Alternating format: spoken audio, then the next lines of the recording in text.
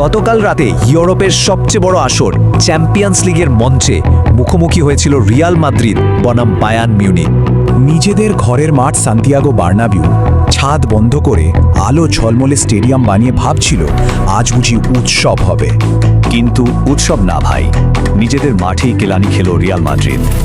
Match শুরু হতেই বোঝা যাচ্ছিল বায়ার্ন আজ মজা করতে আসে নাই, ওরা এসেছে শিকার করতে।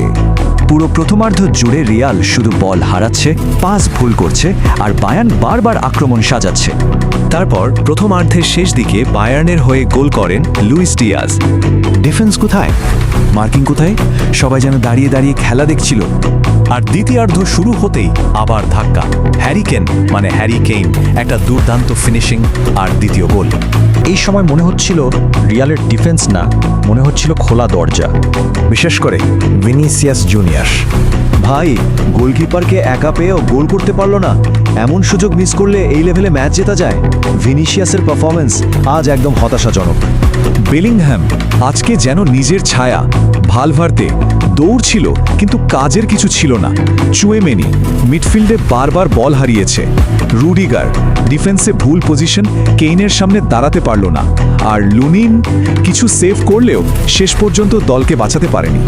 পুরো ম্যাচ জুড়ে রিয়ালের ছন্দ ছিল না, আত্মবিশ্বাস ছিল না, মনে হচ্ছিল চাপের নিচে ভেঙে পড়েছে। তবে শেষ দিকে একটা আলো দেখা গেল। আলেকজান্ডার আর্নল্ডের দারুণ এক পাস, আর সেই পাস থেকে গোল করেন কিলিয়ান এমবাপ্পে। এই গোলটা না হলে আজ হয়তো স্কোর লাইন আরও খারাপ হতো। শেষ পর্যন্ত 2-1 গোলের ব্যবধানে ম্যাচ শেষ।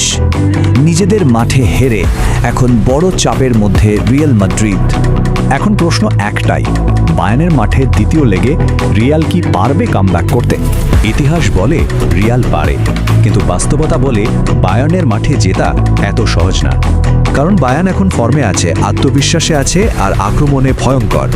তাই দ্বিতীয় লেগে রিয়াল যদি ভুল করে তাহলে বিদায় নিশ্চিত, আর যদি জ্বলে ওঠে তাহলে আবার ইতিহাস লিখতে পারে। এখন শক চোখ দ্বিতীয় লেগের দিকে।